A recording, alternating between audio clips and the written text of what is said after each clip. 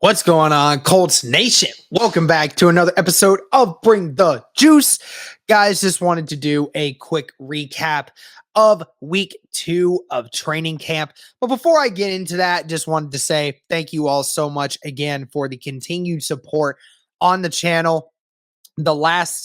Ever since training camp has started, you guys have been flooding our channel, watching all of our content and all the videos we've been able to post up with the shorts and everything. So greatly appreciate everyone for tuning into the channel and supporting us. So we greatly appreciate that from the bottom of our hearts. And going into this, we didn't expect a whole lot, but we're super thankful for the audience that we have built over these last 2 weeks for training camp. Anyways, guys, let's kind of get into a little bit of the recap from this last week. The Colts obviously were in pads this week. So first week of pads, get to see a little bit more from some people than what you would anticipate, right? So first things first, I think it's important to say that the defense primarily won the week this week. Now, that's not to say that the offense isn't having some good plays here and there. The offense has put together some good drives, has put together some great plays. Matt Ryan is continuing to impress with his throwing ability, but they're stating in some of the bigger moments, the defense has been able to step up in times where it didn't feel like it was able to before, right? So it is great to see that the defense is finally getting on board. And I think that I don't remember who it was on Twitter that mentioned this idea before. I believe it was Stephen Holder that mentioned this on Twitter. And I think it's something that goes hand in hand. Everyone's kind of been asking, we've been talking about the defense doing really well. People are wondering, is that a good thing? Is that a bad thing? Because we have seen, this defense look good at times, but then, we're wondering, does that mean the offense is just out of it right now? Or are they not in sync? Is it this?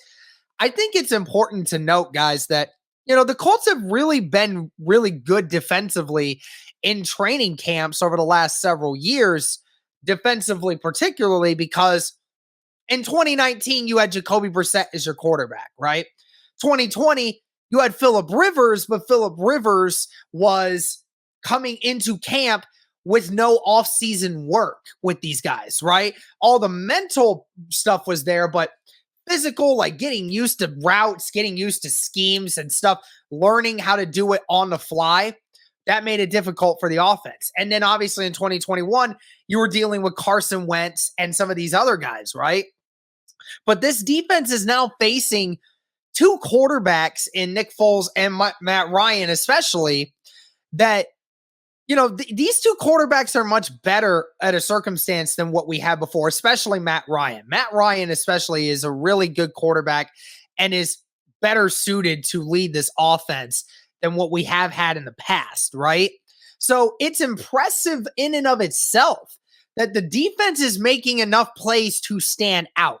Now, that's not to say that the offense is not making plays. We have all seen the highlights of the wide receivers and the running backs and the tight ends and Matt Ryan, all these guys making these plays.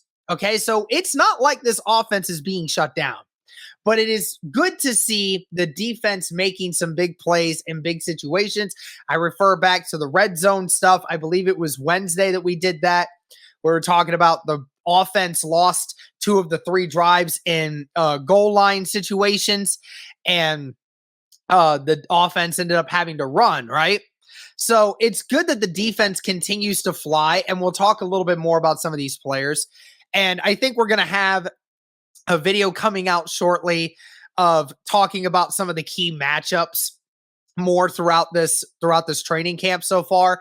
We'll talk a little bit more about that in a video later on, but let's move into it. Matt Ryan, again, continues to be accurate, has been completing over 60% of his passes, something oftentimes even above 70% of his passes. So he has continued to impress, has been making great throws. We've been seeing all the highlights.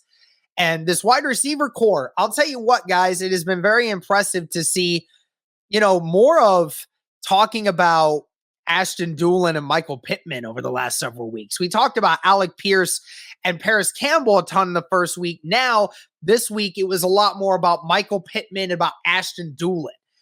Michael Pittman just embarrassing the defense for the most part. From what it sounds like, Michael Pittman has done virtually no wrong this week. So that's impressive to hear about that. And obviously, Ashton Doolin had that remarkable catch on Isaiah Rodgers 2 days ago.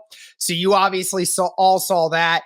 And, Doolin has been secretly putting together a great camp. So that is great to hear him continuously getting more involved. So that's great. The tight ends getting involved. We have seen a lot more of Alie-Cox. We've seen a lot more of Drew Ogletree making that big catch in the 7-on-7, right? We'll talk more about the tight end group as it goes along. And when it comes to the defense specifically, I mean, again, we're going to get into the position battles later on, but some of these players have really been having good camps. Yannick Ngakoue, obviously the Colt favorite of Colts Nation right now, had a really good first week and has had a good second week as well.